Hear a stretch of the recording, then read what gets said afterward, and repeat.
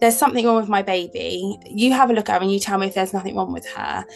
And she checked her all over and she did reflexes in her legs. And Lacey had no reflexes in her legs. And she was like, oh, are her legs always this cold? And I was like, yeah, this is normal. I'm a first time mum. This is normal. She said, this isn't normal. We need to do more testing. I'm not quite sure what's wrong.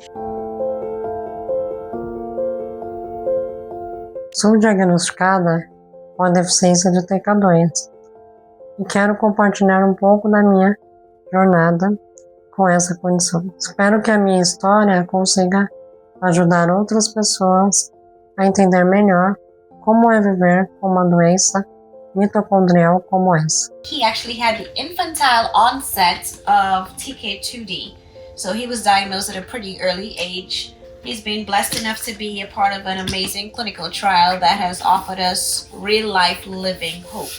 So instead of him getting floppier and weaker, because he was given just 3 months to live at his diagnosis, here we are today to share more information with you. I had my first daughter, Lacey, in 2011. She was born, as we thought, was perfectly healthy.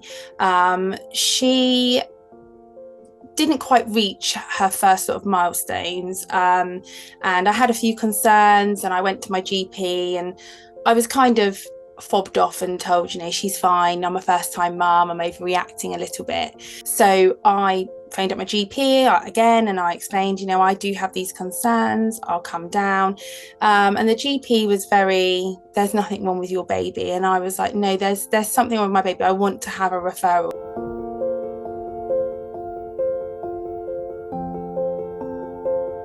Jeremiah started getting super floppy and weak. He started having problems breathing as a child and could no longer lift his head.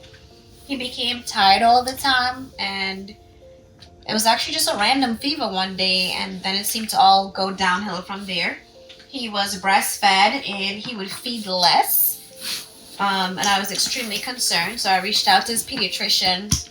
They actually thought that it was torticollis because he was unable to lift his head much. But then they said he was just being lazy because they were unaware of the disease. Thankfully, our physical therapist, Miss Jessica, was able to guide us to get genetic testing done as well as to see a neurologist. We had met an incredible doctor at Winchester Hospital who had been on our journey our whole way through, and he'd met Lacey from the off, and he was so incredibly kind to us as a family from the start of our journey, and he was heavily involved with Naomi House as well. He came over from Naomi House, he met us at Southampton Hospital, and he transferred with myself and Lacey in the ambulance to Naomi House. We had a couple of days with Lacey, and then she passed away on Valentine's Day in 2014. It was very peaceful, actually. It was, the worst day of my life, really.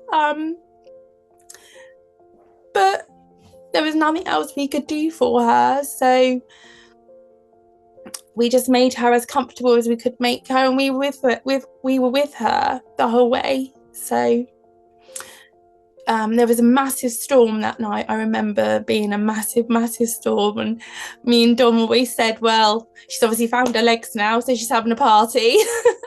So we speak about Lacey all the time with the children. They're very aware they have an older sister. I feel super sad for both of my children not to have a big sister, especially Faith. She would adore having a big sister, and I could only imagine the arguments they'd be having, which I would long for. I don't think there are enough words to describe how I felt in that moment.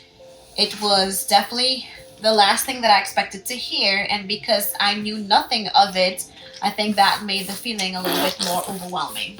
Not knowing what tomorrow is going to look like is my biggest fear, because something as small as a cold can actually make him regress. And what we've noticed, even with him maybe sometimes teething, or if he has a bad day with his allergies or something, it slows him down. I'm always on go, I'm always on the edge, but I've been learning to give myself grace and gratitude in this somewhat of a grief journey.